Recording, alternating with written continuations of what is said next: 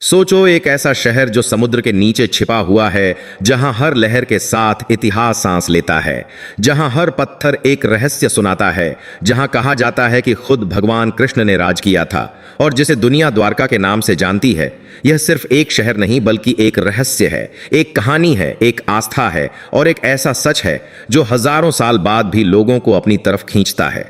शुरुआत होती है महाभारत काल से। जब मथुरा पर बार बार हमले होने लगे, तब भगवान कृष्ण ने अपने लोगों की रक्षा के लिए समुद्र के किनारे एक नई नगरी बसाने का फैसला किया। और कहते हैं कि यह नगरी इतनी भव्य थी कि इसे सोने की नगरी भी कहा जाता था। विशाल महल, चमचमाती सड़कें, ऊंचे द्वार और चारों तरफ सुरक्षा के मजबूत किले, इसीलिए इसका नाम पड़ा द्वारका, यानी द्वारों का शहर। यह शहर सिर्फ खूबसूरत ही नहीं बल्कि रणनीतिक रूप से भी बेहद मजबूत था।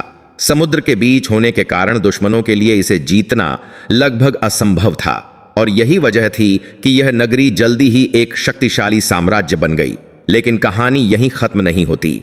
असली रहस्य तो तब शुरू होता है जब कहा जाता है कि महाभारत युद्ध के बाद जब भगवान कृष्ण ने पृथ्वी छोड़ने का निर्णय लिया, तब यह पूरी नगरी समुद्र में समा गई। सोचो, एक पूरा शहर, एक पूरा साम्राज्य एक ही पल में पानी के नीचे गायब हो गया। क्या यह सिर्फ एक कथा है या इसके पीछे कोई सच्चाई छिपी है? सालों तक लोग इसे सिर्फ एक पौराणिक कहानी मानते रहे, लेकिन फिर आया विज्ञान और पुरातत्व विज्ञान ने इस रहस्य को समझने की कोशिश शुरू की और 1980 के दशक में भारतीय पुरातत्व सर्वेक्षण और समुद्री शोधकर्ताओं ने गुजरात के तट के पास समुद्र के अंदर खोजबीन शुरू की और जो सामने आया उसने पूरी दुनिया को चौंका दिया।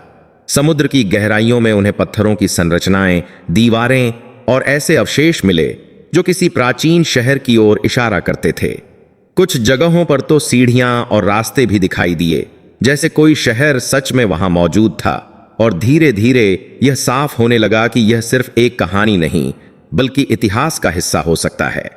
वैज्ञानिकों ने कार्बन डेटिंग और अन्य तकनीकों का इस्तेमाल किया और पाया कि ये अवशेष हजारों साल पुराने हैं।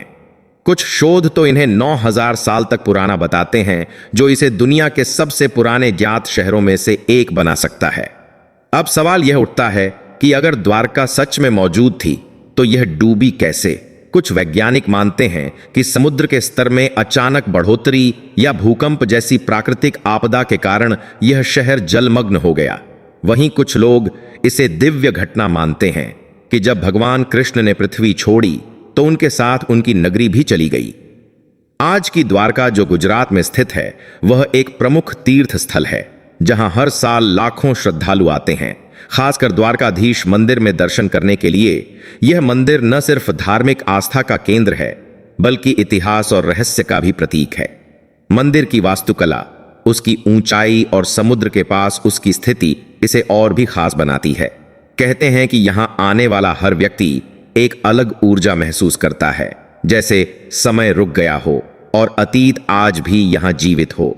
लेकिन असली रोमांच तब आता है जब हम समुद्र के नीचे छिपी उस द्वारका की कल्पना करते हैं, जहां कभी जीवन था, जहां लोग रहते थे, जहां बाजार सजते थे, जहां उत्सव मनाए जाते थे, और आज वह सब पानी के नीचे खामोश पड़ा है।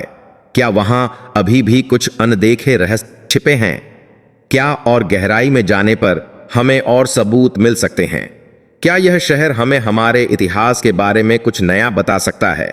यही सवाल वैज्ञानिकों और खोजकर्ताओं को बार बार वहां खींच लाता है और हर नई खोज के साथ यह रहस्य और गहरा होता जाता है।